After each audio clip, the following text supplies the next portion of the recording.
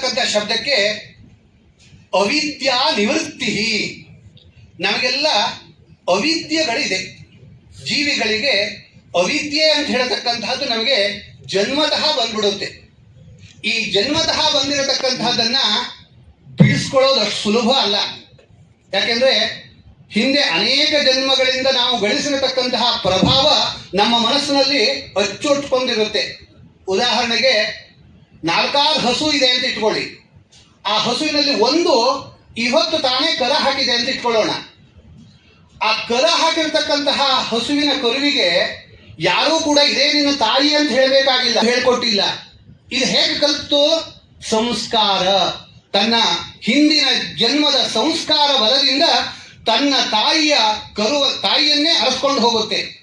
ಹಾಗಾಗಿ ಶಾಸ್ತ್ರ ಹೇಳುತ್ತೆ, ಈ ಧರ್ಮ ಹೇಳತಕ್ಕಂಥದ್ದು ಏನಿದೆಯೋ ಇದು ಕೇವಲ ಒಂದು ಜನ್ಮದ ಬುತ್ತಿ ಅಲ್ಲ, ಅನೇಕ ಜನ್ಮಗಳ ಸಾರ ಈ ಧರ್ಮ.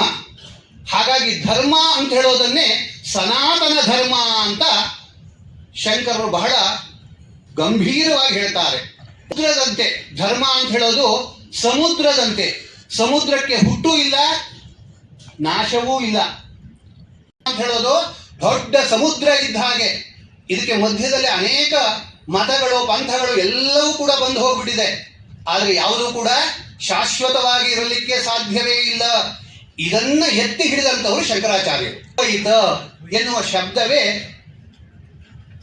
ನ ದ್ವಿತೀಯಂ ಅದ್ವಿತೀಯಂ, ನ ವಿದ್ಯತೆ ದ್ವೈತಂ ಅದ್ವೈತಂ, ನ ವಿದ್ಯತೆ ದ್ವೈತಂ. ಎಲ್ಲಿ ಎರಡು ಇಲ್ಲವೋ ಅದು ಅದ್ವೈತ. ಒಂದು ಸೇರಿ ಎರಡಾಗಬೇಕಲ್ವಾ? ಒಂದು ಮತ್ತು ಇನ್ನೊಂದು ಸೇರಿಸುತ್ತಾನೆ ಎರಡಾಗೋದು. ಕೇವಲ ಒಂದೇ ಇರುವಾಗ ಎರಡನೆಯದು ಹೇಳತಕ್ಕಂಥ ಪ್ರಶ್ನೆ ಬರೋದೇ ಇಲ್ಲ. ಪೂರ್ಣಮಿದಂ ಪೂರ್ಣಾತ್ ಪೂರ್ಣಮುದಚ್ಯತೆ ಪೂರ್ಣಸ್ಯ ಪೂರ್ಣಮಾದಾಯ ಪೂರ್ಣಮೇವಾವಶಿಷ್ಯತೆ. ವೇದಾಂತರು ಬಹಳ ಗಟ್ಟಿಯಾಗಿ ಹೇಳ್ತಾರೆ, ನೀವು ಪೂರ್ಣವಾಗಿರತಕ್ಕಂಥ ಶೂನ್ಯವನ್ನ ಕಳೆಯಿರಿ, ಕೂಡಿರಿ, ಗುಣಿಸಿ, ಭಾಗಿಸಿ ಏನೇ ಮಾಡಿದ್ರು ಕೊನೆ ಬರೋದು ಶೂನ್ಯನೇ. ಕಾಲದಲ್ಲಿ ಏಕಾತ್ಮವಾದ, ಒಬ್ಬನೇ ಪರಮಾತ್ಮ, ಒಬ್ಬನೇ. ಅದೆಲ್ಲವೂ ಕೂಡ ಮಿಥ್ಯ,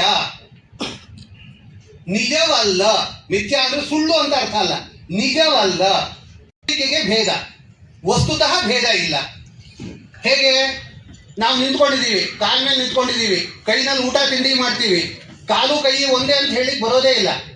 ಆದ್ರೆ ಶರೀರ ಅಂತ ತೆಗೆದುಕೊಂಡ್ರೆ ಕಾಲು, ಕೈ, ಮೂಗು, ಕಣ್ಣು ಎಲ್ಲವೂ ಕೂಡ ಒಂದೇ. ಭೇದ ಎಲ್ಲಿ? ವ್ಯವಹಾರದಲ್ಲಿ ಭೇದಗಳಿದೆ. ಶರೀರ ಅಂತ ತೆಗೆದುಕೊಂಡ್ರೆ ಅದು ಒಂದೇ. ಹಾಗೆಯೇ ಧರ್ಮ ಅಂತ ತೆಗೆದುಕೊಂಡ್ರೆ ಅದು ಅದ್ವೈತವೇ. ಹಾಗಾಗಿಯೇ ಶಂಕರರು 4 ಸೂತ್ರಗಳಲ್ಲಿಯೇ ಇಡೀ ವೇದಾಂತದ ಸಾರವನ್ನು ಹೇಳ್ತಾರೆ. ಬ್ರಹ್ಮ ಜಿಜ್ಞಾಸೆಯನ್ನು ಪ್ರತಿಯೊಬ್ಬನೂ ಮಾಡ್ಕೊಳ್ತಾನೆ, ಮಾಡಬೇಕು. ಯಾತಕ್ಕೆ ಅಂತ ಕೇಳಿದ್ರೆ, ಸುಖವನ್ನ ಬಯಸತಕ್ಕಂಥವನು, ಆನಂದವನ್ನು ಬಯಸತಕ್ಕಂಥವನು, ಜೀವನದ ಸಾರ್ಥಕ್ಯವನ್ನು ಬಳಸತಕ್ಕಂಥವನು ಬ್ರಹ್ಮ ಜಿಜ್ಞಾಸೆಯನ್ನು ಮಾಡಲೇ